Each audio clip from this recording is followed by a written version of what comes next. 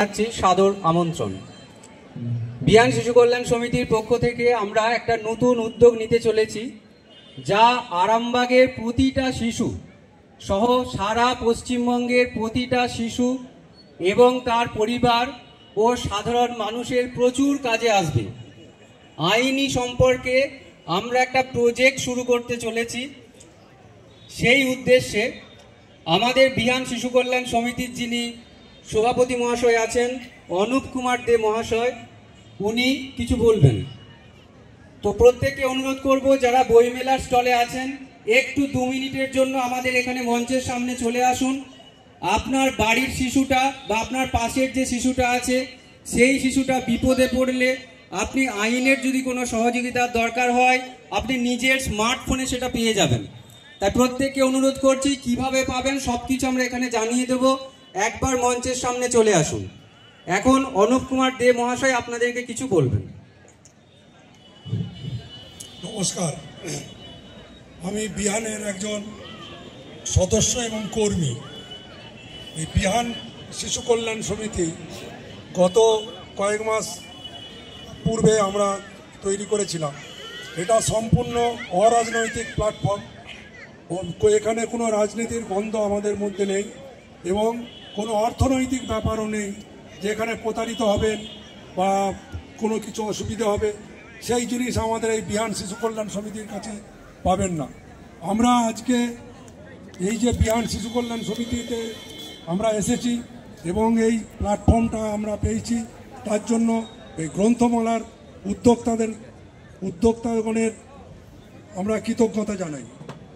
প্রথম, এই বিহান শিশু কল্যাণ সমিতি কি এবং এর উদ্দেশ্যটা কি সেটা আপনারা অবগত হন।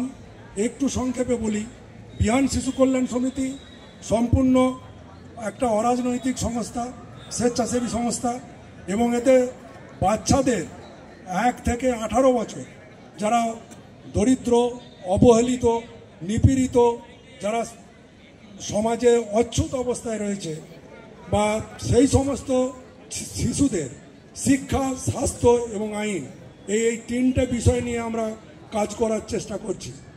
এই শিক্ষাটা কি না, যে সমস্ত বাচ্চারা অবহেলিত, অনাথ, অর্থের অভাবে পড়াশোনা করতে পারে না, তাদেরকে আমরা সাহায্য করছি যাতে তারা পড়াশোনাটা চালিয়ে যেতে পারে। বিভিন্ন দিক দিয়ে আমরা সাহায্য করছি।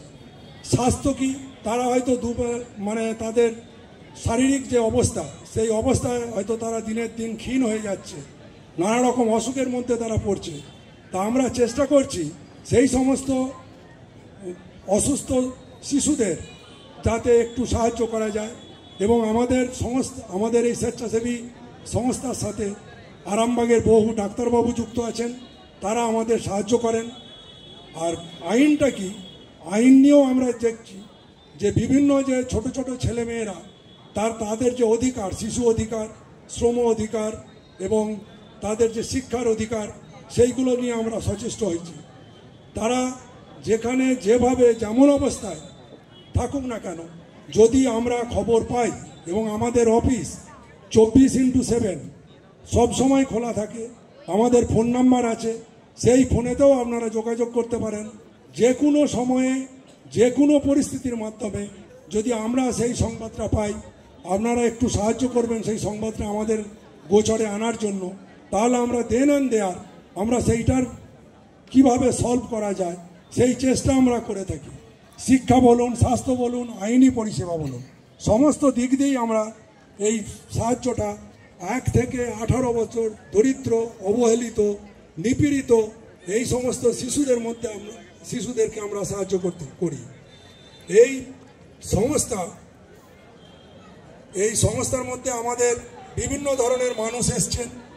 আমরা কারোর কাছে জোরপূর্বক কোনো কিছু দাবি দাবা করি না। তারা স্বেচ্ছায় যেটুকু আমাদেরকে দেয় আমরা সেইটাই সাহায্য হিসাবে গ্রহণ করি এবং সেইটা সম্পূর্ণ বাচ্চাদের মধ্যেই আমরা বিলিয়ে দিই। আমরা বিভিন্ন গ্রামে গিয়ে, বিভিন্ন স্কুলে গিয়ে আমরা আইনি সহায়তা করি, ক্যাম্প করছি এবং সেই ক্যাম্পে আমরা সাড়াও পাচ্ছি। বিভিন্ন স্কুলের যে ছাত্রছাত্রীরা আছে তাদের মধ্য দিয়েও যে আইনটা কি, সেই আইনে তারা কি উপকার পাবে, সেইটা আমরা কিন্তু তাদের দেওয়ার জন্য চেষ্টা করছি। অতএব আপনারা আসুন, আমাদের এই বিহান শিশু কল্যাণ সমিতির সাথে যুক্ত হন, এবং কোনো কিছু সুবিধা অসুবিধা যদি থাকে, বিশেষ করে আইনগত দিক দিয়ে, আপনারা প্রথমেই থানায় হয়তো যেতে পারছেন না, প্রথমে কি করবেন, কোনো একটা প্রবলেমের মধ্যে আপনারা পড়ে গেলেন, সেই বাচ্চাটাকে আমরা যদি খবর পাই, আমরা সেই আইনি সহায়তাটাও দেওয়ার চেষ্টা করি। কিভাবে থানায় যাওয়া যাবে, কোন প্রসেসে যাওয়া যাবে, কিভাবে তাকে আটকানো যাবে, এই নানা রকম আমরা সেই উপদেশগুলো আমরা দিই, যাতে তাদের সাহায্য হয়। আমাদের সাথে আরামবাগ কোর্টের অনেক সিনিয়র লয়ার যুক্ত আছেন, আমাদের সাথে বিভিন্ন ডিস্ট্রিক্টের যারা রিটায়ার্ড পারসন, জেলা জজ যারা আছেন, তারা আমাদের সাথে যুক্ত আছেন, এবং হাইকোর্টে কর্মরত কিছু মানে উচ্চপদস্থ যারা কর্মচারী বা আধিকারিক, তারাও আমাদের এই সংস্থার সাথে যুক্ত আছে। অতএব আমাদের এই সংস্থাটা মানে আপনাদের শুভেচ্ছা এবং ভালোবাসায় যাতে আরও এগিয়ে চলে, সেই দিকে আমরা নজর রাখছি। সেইটাই আমাদের মূল মন্ত্র, যে আমরা শিশুদের জন্য কিছু করতে পারছি। যে কোনো পশ্চিমবাংলার যে কোনো স্থানে, যে কোনো অবহেলিত, দরিদ্র, নিপীড়িত, শোষিত শিশু 1 থেকে 18 বছরের মধ্যে, তারা যদি কোনো বিপদে পড়ে, কোনো সাহায্য চায়, অন্তত একবার দয়া করে আমাদের ফোন করুন, আমরা সেইটা সমাধান করার চেষ্টা করব।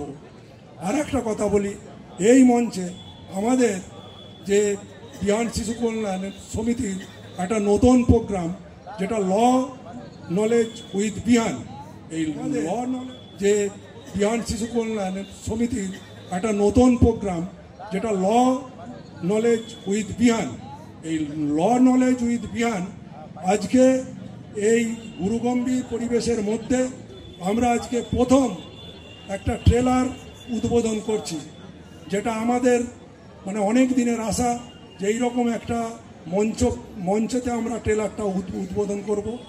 আজকে ট্রেলারটা উদ্বোধন করছি, খুব 2 মিনিটের একটা ট্রেলার। আপনাদের কাছে আমার অনুরোধ, আমাদের সংস্থার অনুরোধ, আপনারা প্রত্যেকে আমাদের ফেসবুক পেজ এবং ইউটিউব চ্যানেল এইগুলোকে ফলো করবেন, এবং এইগুলোর আজকে যদি আপনারা রাত্রে দেখেন, এই যে ট্রেলার, এইটা এখানে উদ্বোধনের পর আমরা রাত্রে ফেসবুক এবং ইউটিউব চ্যানেলে আমরা দেবো। আমাদের নিজস্ব চ্যানেল আছে, সেখানে 45 মিনিটের একটা প্রোগ্রাম দেখবেন, অবশ্যই আপনাদের ভালো লাগবে। মনোগ্রাহী প্রোগ্রাম, এবং একজন বিশিষ্ট হাইকোর্টের একজন বিশিষ্ট পদাধিকারী, উনি ওই ট্রেলার মানে সম্পূর্ণ উত্তর দিয়ে গেছেন আইনের মাধ্যমে। ধন্যবাদ। ধন্যবাদ অনুপবাবুকে। তো আজকে যে আমরা এই বইমেলার মঞ্চ থেকে আমাদের এত সুন্দর একটা প্রোগ্রাম লঞ্চ করতে পারছি, সেটা সম্ভব হয়েছে আরামবাগ গ্রন্থমেলা কমিটি যারা আছেন প্রত্যেকের জন্য, রাজেশবাবু সহ প্রত্যেককে অজস্র ধন্যবাদ। বিহান শিশু কল্যাণ সমিতির পক্ষ থেকে আমরা জাস্ট ট্রেলারটা একটু দিচ্ছি। প্রতিটা মানুষের মনে আইন সম্পর্কে যা যা প্রশ্ন থাকতে পারে, অ্যাক্ট বেসিসে আমরা মাসে 2টো করে এপিসোড ইউটিউব এবং ফেসবুক চ্যানেলে আপলোড করব, যেটা সব সময়ই পাবেন। এমন অনেক সময় হয় যে আমার বাড়িতে কোনো বাচ্চাকে নিয়ে কোনো কিছু একটা সেনসিটিভ ঘটনা ঘটে গেছে, যেটা আমি আমার নিজের লোকের সাথেও শেয়ার করতে পারছি না। কারো কাছে গিয়ে আমি কোনো প্রশ্নটা যে করব সেই মানসিকতাটা আমার নেই, কারণ লোকে কি ভাববে। তো আপনি নিজের ফোনটা খুলে এটা দেখে নিতে পারবেন। তো আমি অনুরোধ করব যে আমাদের ট্রেলারটা লঞ্চ করার জন্য, এবং সম্পূর্ণ ভিডিওটা আজকে সন্ধ্যে 8টার পর আপনারা নিজের নিজের ফোনে পেয়ে যাবেন। প্রত্যেকে বিহান শিশু কল্যাণ সমিতির ফেসবুক পেজ এবং ইউটিউব চ্যানেলটাকে আপনারা ফলো করে রাখবেন। একটু ট্রেলারটা চালিয়ে দিন।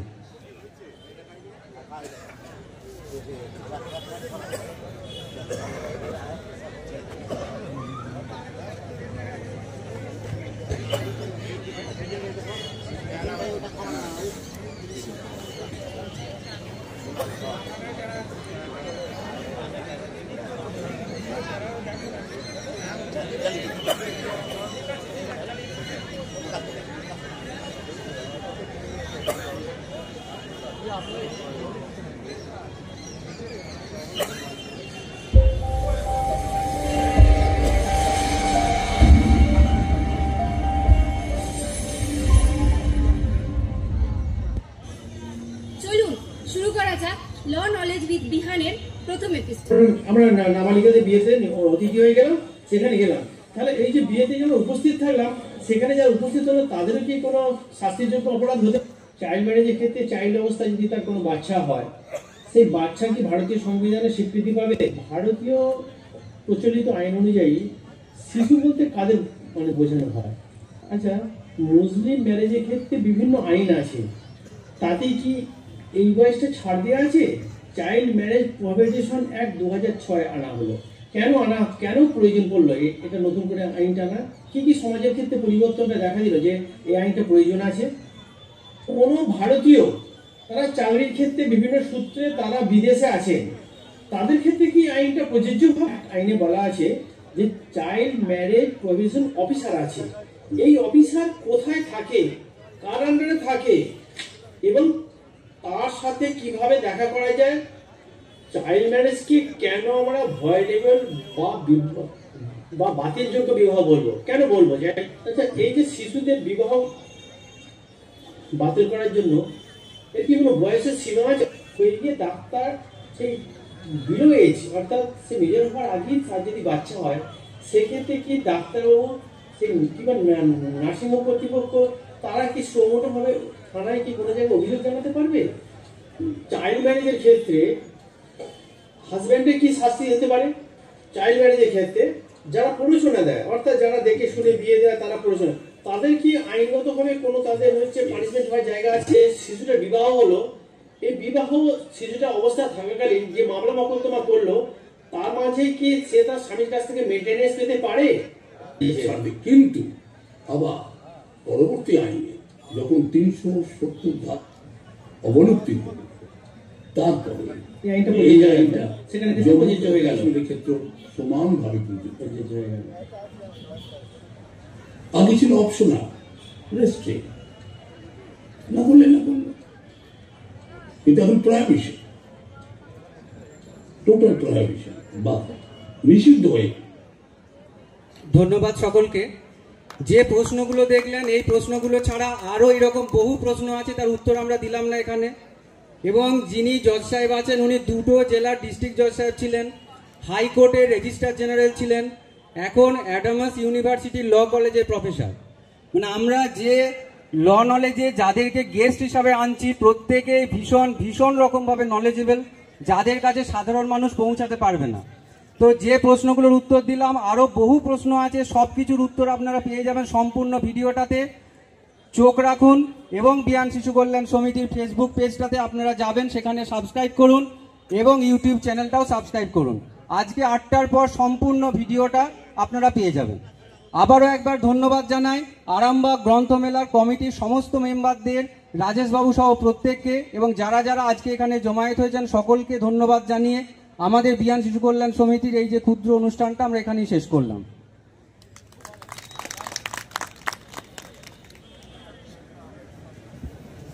ভালো।